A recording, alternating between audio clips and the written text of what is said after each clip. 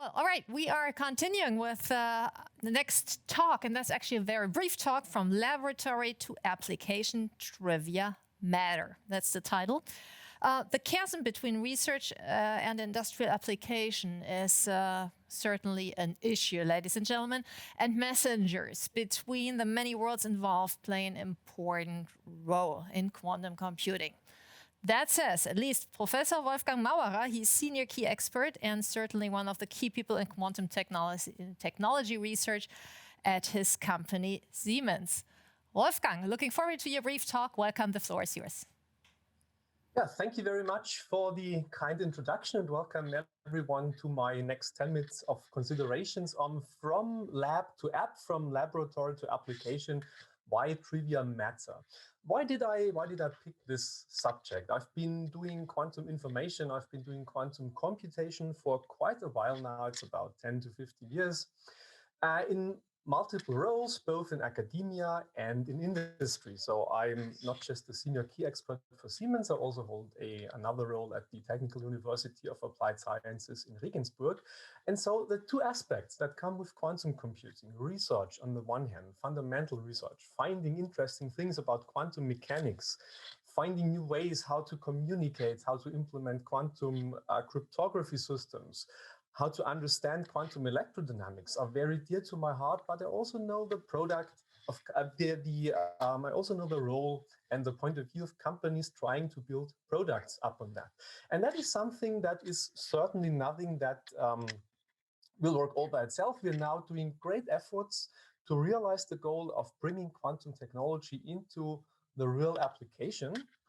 But there's a number of obstacles that are to be solved. And of course, I could talk a lot about all the enthusiasm that's happening right now in quantum technology. You all know that, you all share that enthusiasm, I share that enthusiasm, but it's also important to be aware of the stepping stones and the blocking points that may occur in this process and that will occur in this process.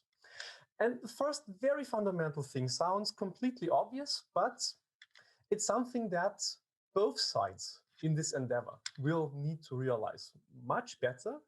There's a paper and there's a product, and everyone knows what a paper is, everyone knows what a product is. And there's obviously quite a difference between writing a paper and bringing out a product.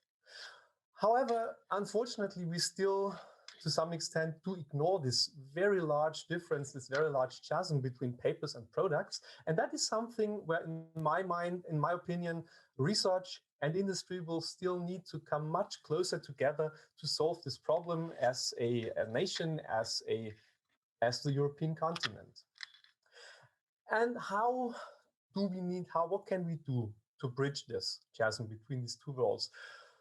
Firstly, and most importantly, I think we all need to realize that there is no quantum bonus. It's very easy to forget that. With all the excitement around quantum technologies, with all the chances that will come up with quantum technologies, there is one proof and one proof point only.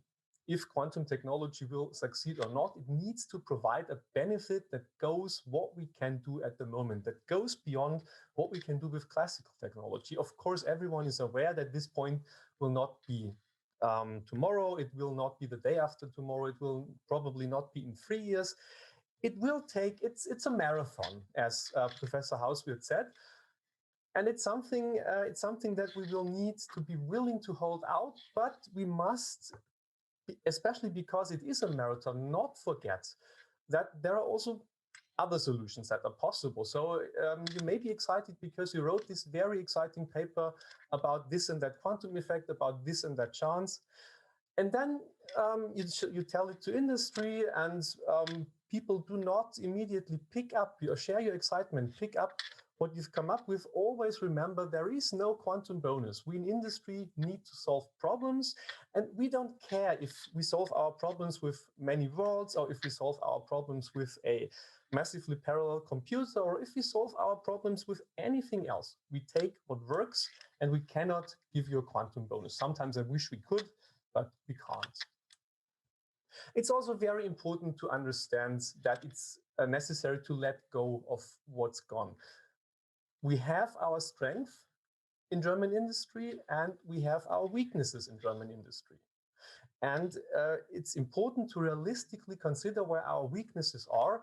And one could say that we've stopped designing CPUs a long while ago, that we stopped that we stopped participating in being at the forefront of building computers a long time ago. And to my opinion, it's important to reconsider and reevaluate that position also with quantum computing. Will we be the ones that produce the quantum computers, or will we be the ones that use quantum chips, that build quantum software, and that bring quantum computing into the industrial domain? That's probably something very different from building quantum computers as such. Next thing is to understand the system. If we want to build products, we do build systems, and these systems comprise many components. Everyone is aware that there's many components to a system, but in contrast to research, where every single detail matters and where you're solely focused on solving a specific problem for years and years and years, this is typically not the challenge in systems. The challenge in building systems is to make all components work together, stick them together, make them fit like a clockwork, and create things where the whole is much more than the parts. One part may be quantum, another part may be not, but the part as such does never determine the power of the system. It's always the combination of things that determines what's useful. That is also why we must focus very closely on integration.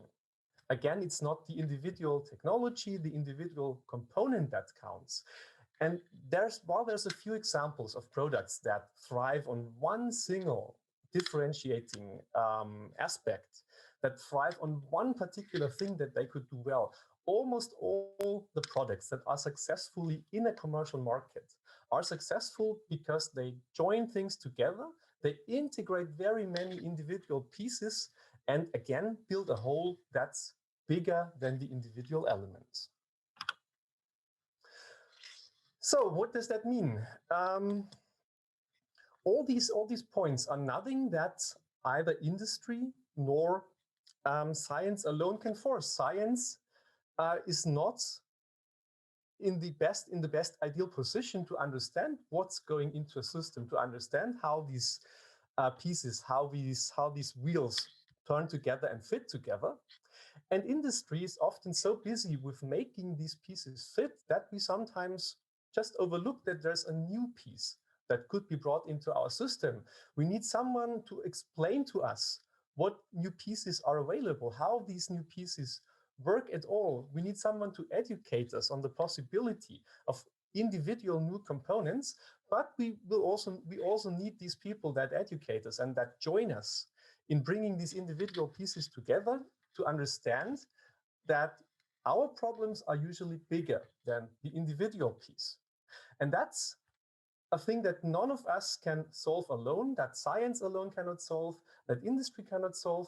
We need to tighten the integration. We need to explore these possibilities in concrete projects. We need to explore these possibilities in doing things. We need to be willing to take risks. We need to be willing to take detours, but we also need to be willing to get an understanding that quantum computing alone will not be the sole element that will drive things to success. So let's join forces.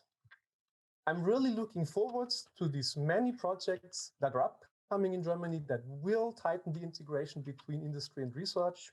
And I thank you for your attention. I think we even have a few seconds left for questions, if there are any. Well, thank you very much, Wolfgang, and we will indeed join forces here right now.